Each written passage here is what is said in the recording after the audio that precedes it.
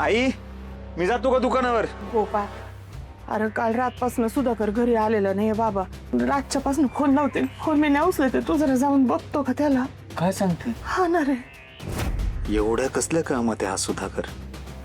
त्याला कसला पुरावा तर लागला नसेल ना? आहे की रे गोपाळ, तर नरकी अडलचा कार्यक्रम झाल्यापासून ना नुसता सुधाकर काम आणि कामच करतोय बघ.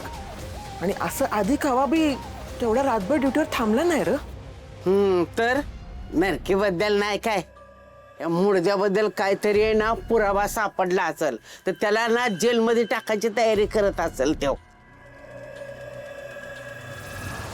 हो ना, तुम्हाला तर आनंदच होईल असं काही झालं तर. पण तुम्ही ना सापानच बघा नुसतं. माझा लोक लाखात एक आहे, तो कवाच कोणाचं वाईट करणार नाही.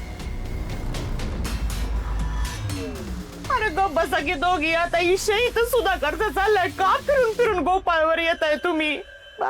सुद्याची इथं कोणाला काळजीच नाही आहे इथं. हे पण बसले खोलीत जाऊन, आणि ह्या जागेचं गोपाळ असतं ना तर लगेच बाहेर आले असते आणि हुडकायला गेले असते त्याला. अगं पण गोपाळ काय नाही म्हणलाय हुडकाय जायला त्याला. आणि हे बघ, यासने मी आज जाऊन सांग, हे बी जातील हुडकायला त्याला. तर पाक काठी तुटेपर्यंत मारलंय माझ्या सुदीला. त्यासनी काय फरक पडतोय तो घरात असला काय नसला काय. गोपाळ, अरे तू तरी जा बाबा, आपल्या सुधाकरला हुडकून आणला जा. का ते का जातील? कालपर्यंत चोरी दरोडे घालून पैसे आणणारा म्हणून ह्यांना बोलत होतात ना तुम्ही. मग आता का मदत पाहिजे यांची? हा मग काय चुकीचं बोलत होती ती?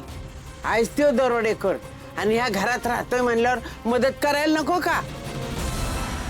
ए लाले, मग का बोलणार नाही ग मी? आता एवढा पाण्यासारखा पैसा खर्च करतोय म्हणल्यानंतर कुठं तरी दरोडा टाकल्याशिवाय आला का एवढा पैसा?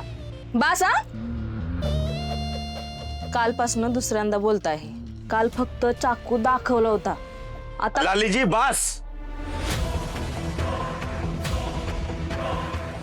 काय बोलताय तुम्ही? आई आहे ती, छोटी आहे. तुला खरंच मी दरोडा टाकणारा वाटतो का? अगं माझ्याकडे पैसे असते तर सगळ्यांसाठी नसतं का आणलं मी? ह्याच्या आधी बी आणलंच आहे की. आणि मला नकोच आहे असला पापाचा पैसा. मी तुला माहिती किती चांगला माणूस आहे, नाका समोर चालणारा माणूस आहे. हो तर लय तू सळसत नाही का? शिंबूड जाईना नाकाचा आणि शब्द घेणार टोकाचा. लक्ष नका देऊ.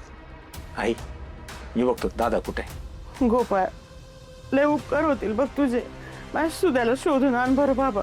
आई हे असलं काय करू नको बरं. अगं कर्तव्य आहे माझं, परत असं काय करू नको बरं का.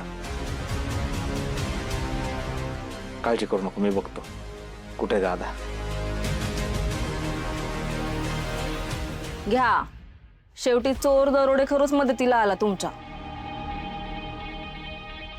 आता फक्त ह्यांना काहीतरी बोलून दाखवा, मग तुम्ही आहे आणि मी आहे.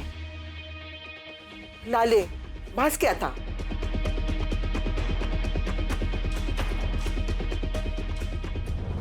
सुधाकर दादा. काय रे गोपाळ, इकडे कसं काय? आहो ती दादा आला नाही घरी, काळजी वाटत होती म्हणून घरच्यांनी बघायला पाठवलं. कुठे आहे त्यो? सुधाकर दादा. ए, त्या दिवशी साहेब तुला एवढे मारत होते, मध्ये नाही आला साधा वाचवायला तुला तो, आणि आता इथं आलाय त्याची काळजी करत. अहो तसं नाही शिंदे साहेब. दादा त्या दिवशी ड्युटी करत होता, कर्तव्याने त्याचे हात बांधले होते. पण मनानं आमचा दादा चांगला आहे, तो असं काही करणार नाही. कुठे आहे त्यो? दादा. अरे गोपाळ, तू पुण्याला गेलाय हॉस्पिटलला. हॉस्पिटलमध्ये? दादाला काय झालं? तो ठीक आहे ना त्यो? काय ना झालं त्याला, एका केस संदर्भात गेलेत ते. कुठल्या केस संदर्भात? नाही, खोटं बोलताय तुम्ही. तसं जर का असतं तर दादानी घरी फोन करून सांगितलं असतं. ऐका तुम्हाला तर माहिती का नाही मी किती नाजूक काळजाचा माणूस आहे. लय काळजी वाटते मला. तुम्ही मला सांगा बरं का काय झालं, नाही तर काळजीने मला अटॅक बिटॅक यायचं. काय चाललंय? अरे गोपाळ, आई ते पुण्याला गेलाय सुधाकर. 2 जणांच्या शोधात गेलाय, त्यातला 1 जण सापडलाय. एक घावलाय वय? कोण होता त्यो? काय केलं त्यांनी? बरं ती सोडा, चला कुठल्या हॉस्पिटलला गेले ती तरी सांगा. आता काय सगळं सांगत बसू का तुला? आम्हाला पण नीट माहिती नाहीये. तुझा भाऊ येईल रात्री, त्याला विचार. रात्री येईल ना नक्की त्यो? येईल.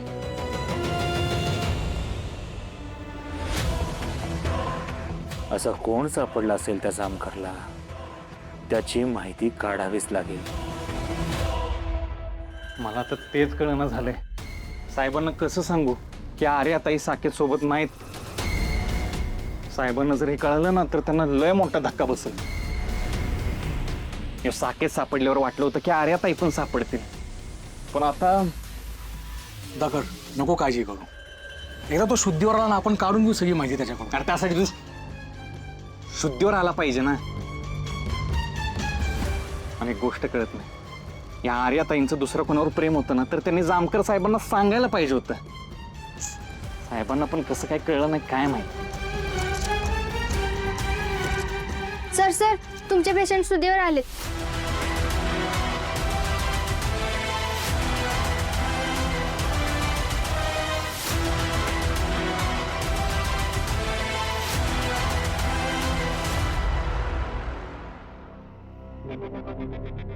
हॅलो, तुम्हाला काही जाणवतंय का? माझा आवाज ऐकू येतोय? साकेत मी सुधाकर कोरिवली पोलीस स्टेशन मधून आलोय. साकेत, तू जामकर साहेबांना ओळखतो का? हा, त्यांची बहीण आर्याताई तुझ्या मैत्रीण आहेत. साकेत, आठवायचा प्रयत्न कर. देशमुख साहेब, त्याला असं तुम्ही म्हणल्यावर लगेच नाही आठवणार. त्याला ब्रेन इंजुरी झाली. डॉक्टर, थोडं गरजेचं आहे, महत्वाचं आहे खूप. साकेत, थोडा आठवायचा प्रयत्न कर. अरे, आर्याताई तुझ्या मैत्रीण आहेत. Sir please. साकेत, आर्याताईंना ओळखतोस का? हा, त्या कुठे आहेत? त्यांचं काय झालं? साकेत, अरे बोल काहीतरी. आर्याताई तुझ्या मैत्रीण होत्या, तुला त्यांच्याबद्दल काय आठवतंय का? हा, त्या कुठे गेल्या? साकेत, जरा आठवायचा प्रयत्न कर.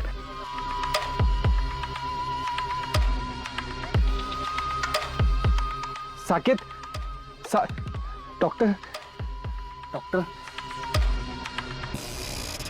अहो, काय करताय तुम्ही? तुम्हाला मी सांगितलं होतं त्याला जास्त त्रास देऊ नका. तो परत बेशुद्ध झालाय.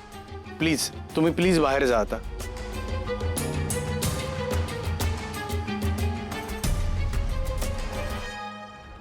आतापर्यंत आपल्याला वाटत होतं की साकेतच हे सगळं घडवून आणतोय. म्हणजे आर्याताईंवर हल्ला झाला काय तो साकेतनंच घडवून आणला, किंवा आर्याताई कोणासोबत असतील तर साकेत सोबत असतील. पण हा तर महिनाभर झाला इथंच पडू नये. आपण सगळीकडून फसत चाललोय. जोर याला शुद्ध येत नाही ना तोवर तपास पुढे जाऊच शकत नाही. खरा आरोपी कोणीतरी वेगळाच आहे. अरे पण आता आपण जास्त जोर लावला आणि त्याला काय झालं तर? तेच ना, रिस्क आहे.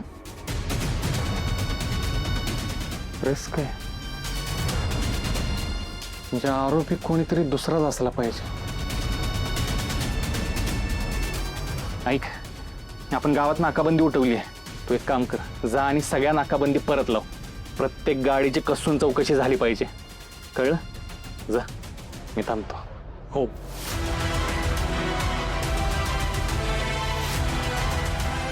याला लवकरात लवकर शुद्ध आली पाहिजे.